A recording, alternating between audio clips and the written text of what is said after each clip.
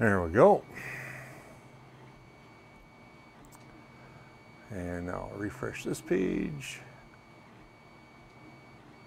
And I'll refresh this page.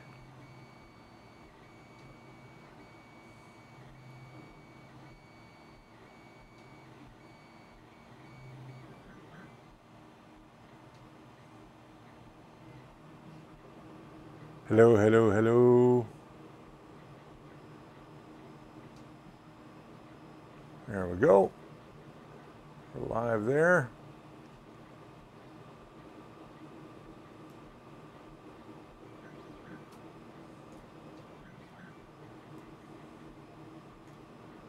So I can see comments. Go to my channel.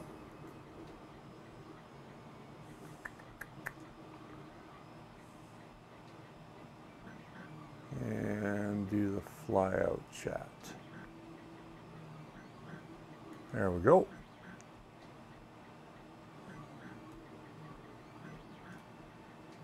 And now I can see all you wonderful people. Okay, we got Glenn Jones, we got Rudy Yetten, we've got Derek Morris. Hello people over on YouTube. And we've got some people over on Facebook as well today. You're probably wondering what's going on up here. I'm going to talk about that. Yes, I am going to talk about that. Hello to everybody. I need coffee. I think I need a little bit something stronger in my coffee today. So I kind of got some things. We're just going to have some fun today. We're going to answer your questions.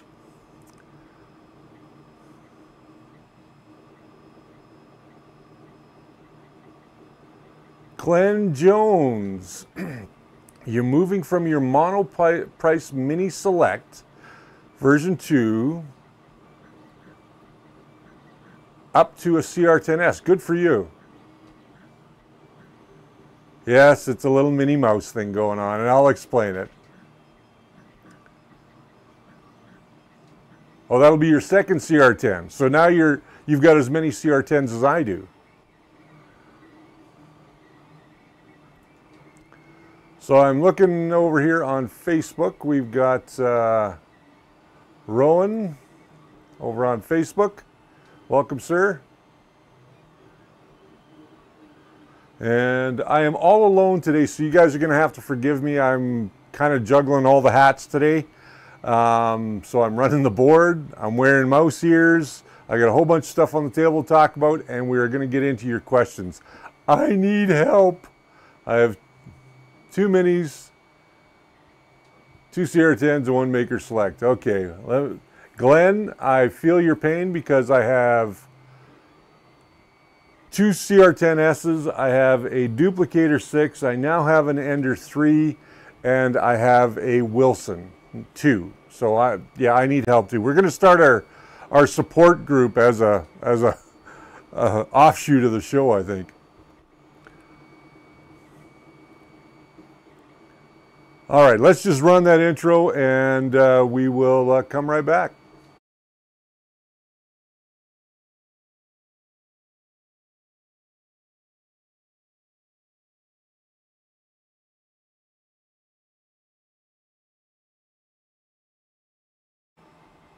Hey, welcome back to the show. My name is Richard Cleveland. This is Coffee with Rich.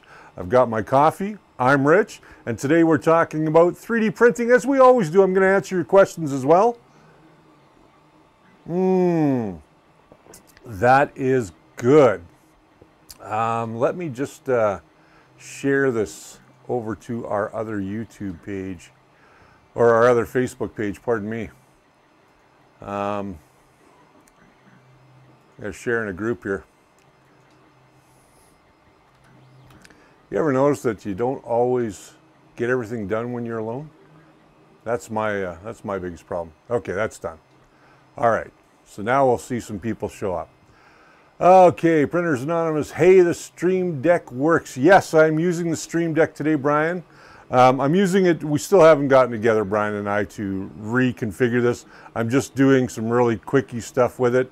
I'm looking over at our feeds. Everything's going well. So my name is Richard Cleveland. If we haven't met before, if this is your first time here, please consider hitting that subscribe button. Also get notified by hitting the bell or dinging the bell or whatever you want to do with the bell, and get notified every time we do a live stream or we go ahead and upload one of our brand new episodes. So yes, it's an embarrassing day today. How do you embarrass the host of a show? You make him wear Minnie Mouse ears for the entire show. So Jess brought these back for me along with a beautiful Darth Vader t-shirt, which I should have been wearing today, but I wasn't because I wore it over the weekend. And she said I had to wear these on the show. So I said, okay, I will wear these on the show, and I don't mind throwing a little, shade on myself. That's okay. Hey, there's Tim Barth over on Facebook. So yeah, I'm going to wear these for the whole show. I think they're kind of cute. They don't really fit my decor, but not much of a pink guy, but it is what it is. So on the table today, I've got the prints that I did on the CRX. We're going to talk a little bit about that. But first, I want to talk about this guy. This was done by our good friend Sergio Malik from Malik3design.com. He took that head scan of me, sent it in a little late, but he took the head scan of me and made it into somewhat of a little trophy. I'm going to go over to our upper camera here so you guys can get a better look at that. Like, look at that thing. It's still not fully cleaned up.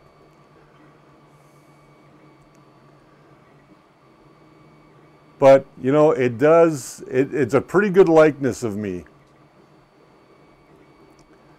So it's quite large. This is done at 100% scale. It's got my name on the back of it. Of course, it has the first layer on the front.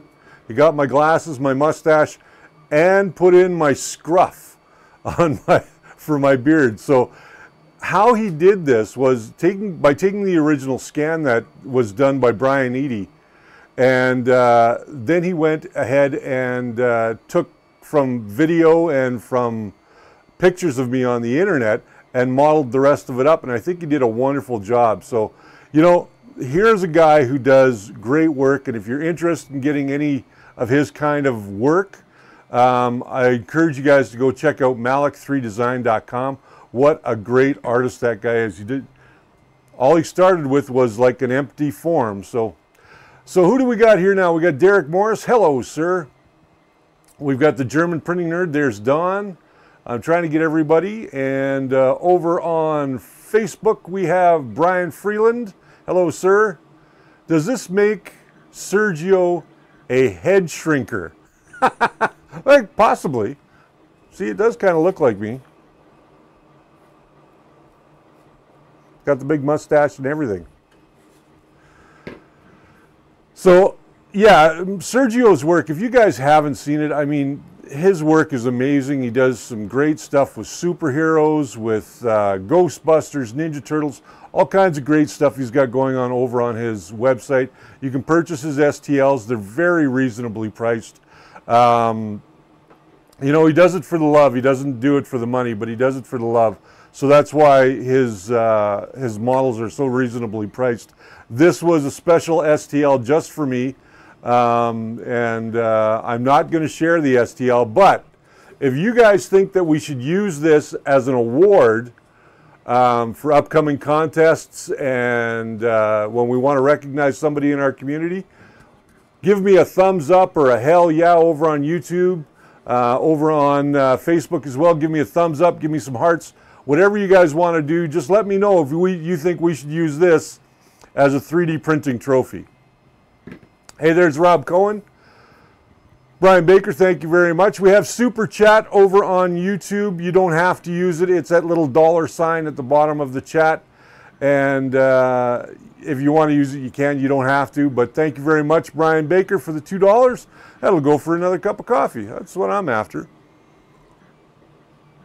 So on Monday, you guys know that I did the CRX final review. David Sell, hello from Minnesota. Hello from Canada.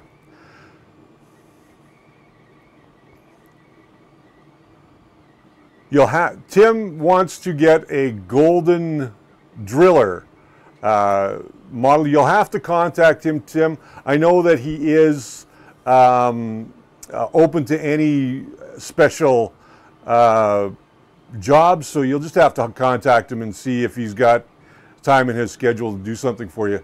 Now, like I said, on Monday's show, I did my wrap-up of the CRX. CRX. What can I say about it that you guys don't know? Well, the CRX, all in all, the CRX is a good machine. I'm not going to dispute that. It works well. It does what it is supposed to do. Now, that being said, it does waste a lot of plastic. If you didn't see Monday's show, go ahead, go back to our YouTube. And I can't put links in today because I'm all by myself and it's kind of tough to concentrate on 7 things at the same time. Yeah, if you're interested in the CRX, remember it is a multi-color, not a multi-material. And I've had some discussions about it being a multi-material machine over the last few days since I posted the last video on it. And people have told me it is a multi-material machine. Now, the truth of the matter is it is not a multi-material machine. It is a multi-color machine. And the reason for that is because materials have different temperatures, different settings inside your slicer. Can you make it work? Certainly you can. Is it going to be something that you were going to have a lot less trouble with? Probably not. When you start mixing materials, you've got to start playing with temperatures. If you're mixing in a dissolvable filament with your build, because you have to have a lot of supports, you want to make sure that your filament is going to be at the temperatures that your PLA is being printed at. It may cause clogging. Right in the book, and I've got it right here, it does state, right under the notes, it says, do not place the printer near flammables. Okay, we know that. The filaments recommended by the manufacturer are preferred as to avoid clogging in the extruder head or printer damage. So it says it right here in the book. It is a multi-color, not a multi-material printer. And they want to be the chief evangelist. I don't know what that means, but it is one of those things that you guys need to know about. Will it print multi-material? I suppose it will. Is it recommended? No, it's not. It's a multicolor machine, so you're going to use 2 colors of PLA, you're going to use 2 colors of PETG, you're going to use 2 colors of ABS, whatever you feel that you want to use. The extruder design is a little different. We don't have any out of the printers right now. I wish I could show it to you. But it is a single cooled chamber with 2 inlets and 1 nozzle. So what's happening is the material that is priority for the print color, so let's say material 1, that's going to go down and into the nozzle. When it is ready to put in material 2, it pauses, it retracts that first material, puts the second material into the nozzle, and purges onto a purge block. And this is what a purge block is. It's where the colors, you'll see it's not quite orange, it's not quite yellow. This is the purge block, of course, for the vase. Now, it does a pretty good job of mixing the 2 colors. Where this thing falls down for me is that it makes the purge block, it has to make the purge block the size of the, or the height, pardon me, not the size, but the height of the item that you're printing. So, as I explained, I'm going to move my coffee here, and I'll bring this over into the shot. I'll turn that on. As I explained in the video, here's a great example of, we'll use the benchy first, of how much material you can possibly waste. So we got 13 grams on the benchy. Remove that, and then we put the purge block on there. It's 45 grams for the purge block.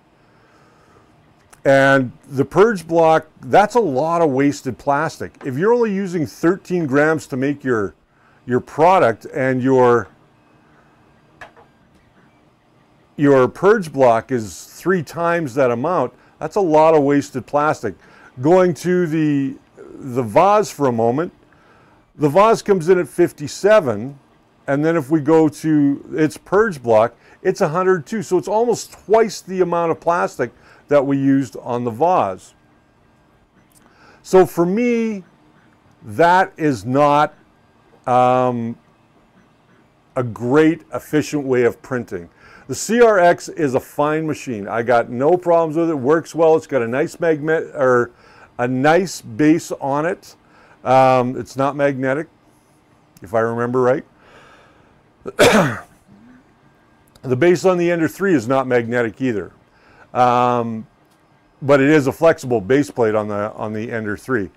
Now, the material that is on top of the print surface that you're printing to is glass with almost like a silicone weave on top, very similar to the Anycubic Ultra Base.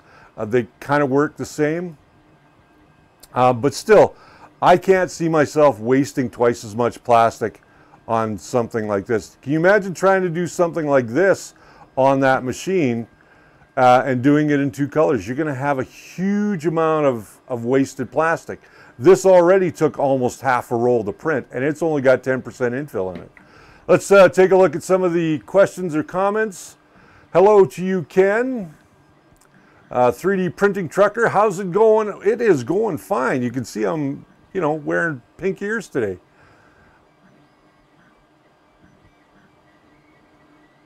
Brian's making a comment there that the vase technically used 1/10 of the reel just for the purge block.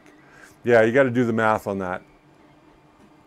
So it's definitely not something I'm ready to jump into. Dual color extrusion, excuse me, it's a little dry today.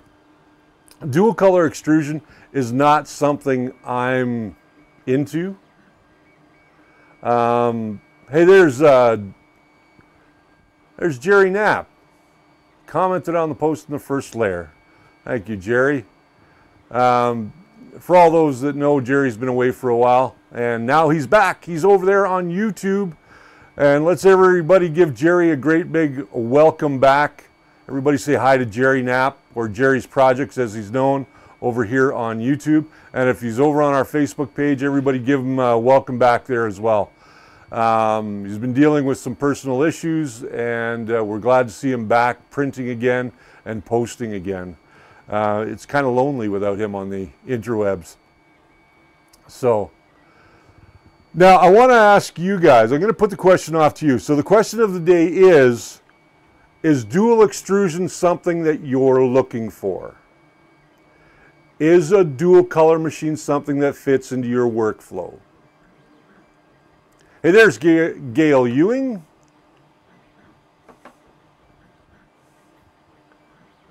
Hello, Gail. So if you've got any questions, now's the time to start asking me. We've got, about 15 minutes. We can start getting into questions. I'm going to have a sip of coffee.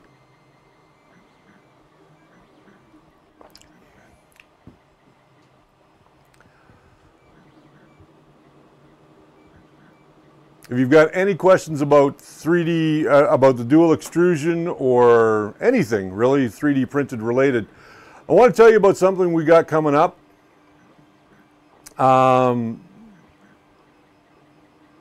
Ken Jensen says, new to the chat, been watching for a while and just started chatting. Well, welcome, sir. After seeing what the Mosaic Palette 2 can do, dual extruders aren't really as tempting anymore. Yes, the Palette 2 was released yesterday, I believe, or it was released on Monday. Several channels out there, the 3D Printing Nerd, Tested, and a couple of others have jumped on board to help promote the Palette 2. What the Palette 2 is it takes four different filaments and can run it through, and it mixes them. So mixing colors to get something like our logo, for instance, or doing something in a one dimension, doing something like this with the palette would be a great idea, because then we could print, you know, say black down here. We could do the colors in blue. We could do all the skin in another color, and it would all take. And the way that they've designed this new palette, now I've had a chance to use the original palette. If you don't know what a palette to, go check out Mosaic's website at mosaic.io, I believe it is. But the Palette 2 and the Palette 2 Pro are very reasonably priced. They're coming in at $5.99 or $4.99 and $7.99. And right now I think they're on for $100 off right now if you pre-order them. But they launched them the other day, and what they do is they take the 4 filaments in and they color mix them in real time. So what it's doing is it's slicing the filament. Let me see if I've got a little bit of filament here I can grab. Of course I do. So what it's doing is it's literally slicing the filament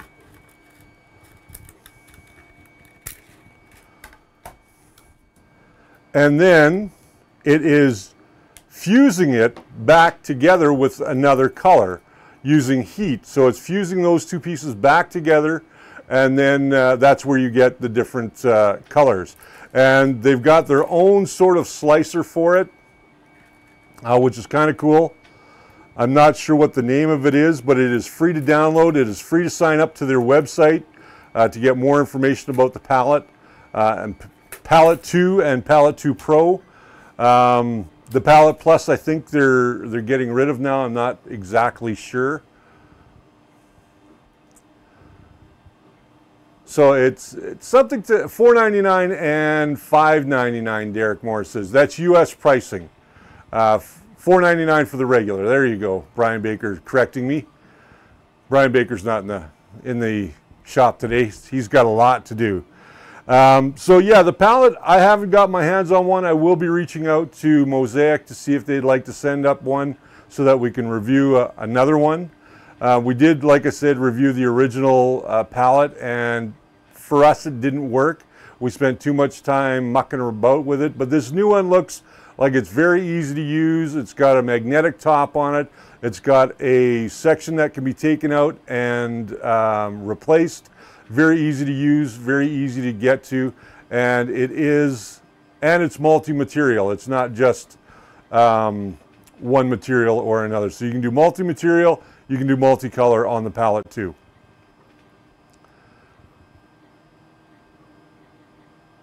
Yeah, with CMYK you can basically do a full color palette. So imagine doing a 3-dimensional art print using the palette. I wonder how, or what we'd do with lithophanes. Imagine doing something like a lithophane in using the palette.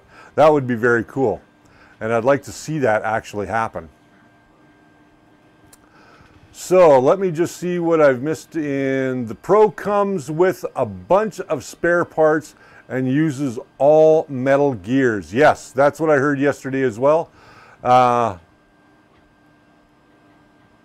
My wife is saying I have to bring home the headgear. Yes, good, because then it doesn't sit in my studio anymore. But I did promise Jess that I would wear these ears. Anybody who's just tuning in now, or you're just tuning into the rebroadcast, Jess brought these back for me from Disneyland. She went down to Disneyland recently and brought these back, and you know what? I'm okay with it. I can bring it home. Canvas 3D is the software. Yes, thank you very much, Alan. I couldn't remember it all. I knew somebody was going to get into talking about this today, and I didn't. So there you go. The Palette 2 and the Palette 2 Pro, something to take a look at. I'm going to try and see if we can get one here in the studio and play with it on the Ender 3. And we'll see if we can do something real cool. Morgan Pierce, has anyone found a great and current source for flexible magnetic build plates not build tack, ideally less than 60 bucks. Morgan, I'm going to tell you to go check out Spool 3D. They now have their own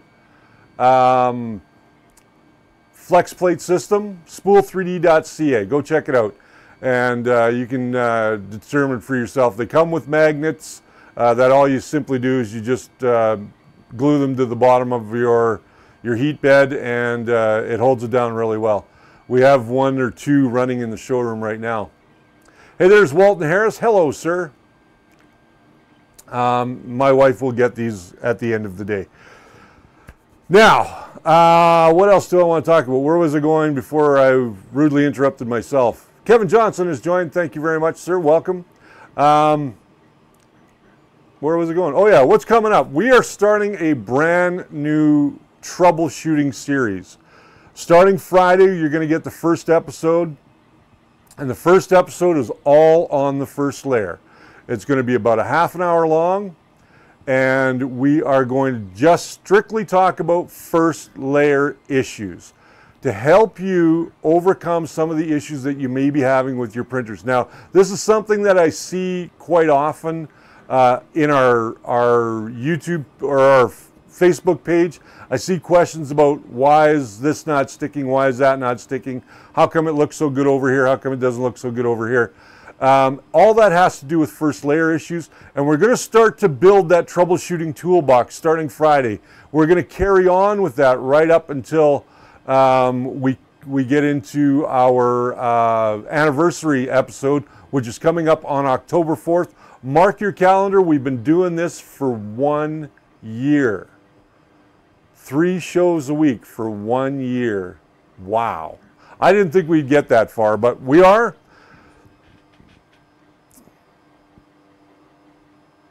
Brian's asking, what's your #1 struggle that's a consistent battle for you? Let's throw that in there as well.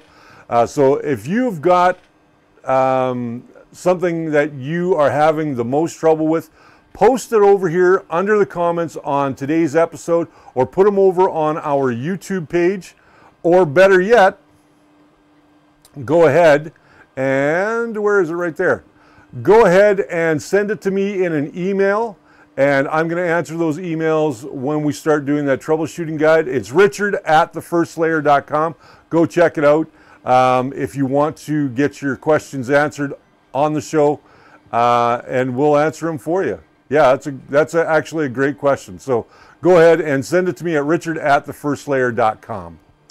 Now, if you want to send anything into the show, you can do that by sending it to the First Layer at 230 11929 40th Street Southeast, Calgary, Alberta, T2Z4M8. That's where you can send anything that you want to see on the show.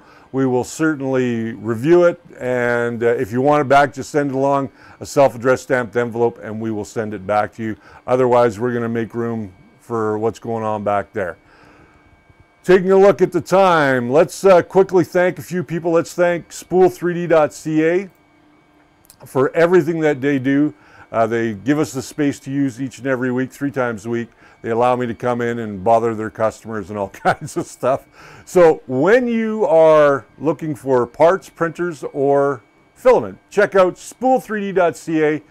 Print it right, print it with spool3d.ca. $140 orders in Canada and over, you get free shipping. Make sure that you take advantage of that when you're ordering anything, because it's for you guys, right?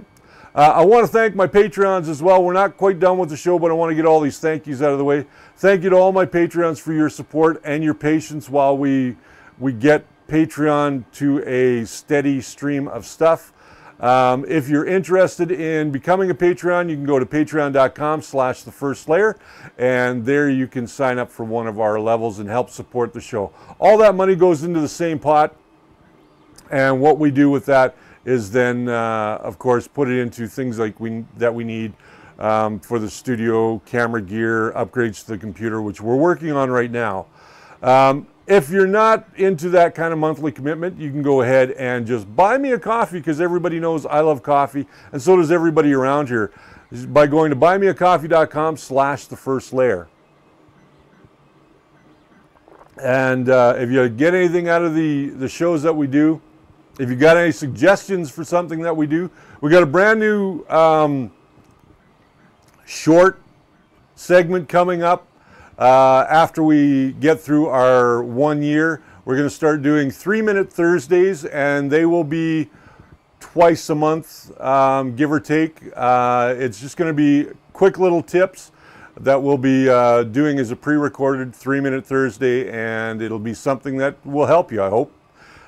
Each tip will be something to help you, regardless of the machine that you're using, and I use many different machines, as you guys know.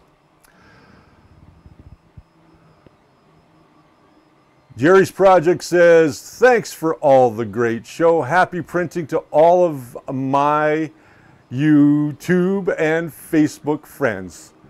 YouTube's one word, Jerry. It's okay, but thank you very much for stopping by today, Jerry. As always, you are always welcome here. Hey, there's a 3D Medic Vince. Afternoon, sir.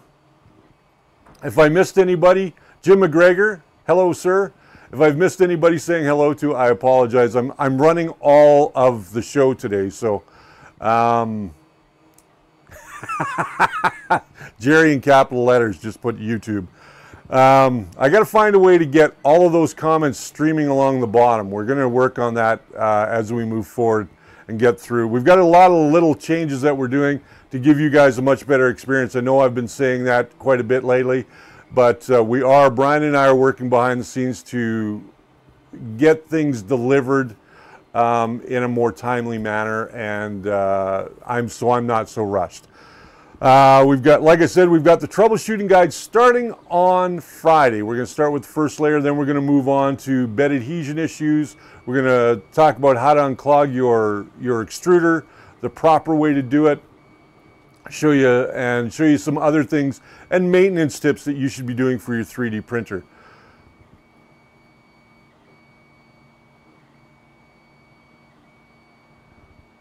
Where did you get subscribe STL for? Sorry for the caps. Where did I get my subscribe button? Well, I got this on Thingiverse. As a matter of, did I get this one on Thingiverse? I might have. And then all I did was I took the white, I extruded it up using Fusion 360 and made a little sign out of it. So I think I have the altered STL, Jerry. If you want it, I'll make sure that you get it. Just remind me, PM me on Facebook, and I'll make sure that you get it. So last but not least, what do I got to do here? Yeah, did that. Thank them. Okay, that's it. All right. So until I see you guys again on Friday, remember Friday we are tackling first layer issues in the start of our first layer troubleshooting guide. We're going to be covering about 30 or 40 different issues over the course of the next month. So until I see you guys next time, remember that the first layer is always your foundation to a great print. And I love having you guys here with me. Not a lot of questions, but we had a lot of discussion. So I do appreciate that. And if you've got any questions, be sure to leave them down below in the comments, and I will definitely try to answer them for you. Or again, you can send them to me at richard@thefirstlayer.com. If this is your first time here, remember to subscribe, like, and hit that notification button so that you get notified every time we do a live stream, or we do one of our uploaded episodes, or we just do something for fun on a weekend.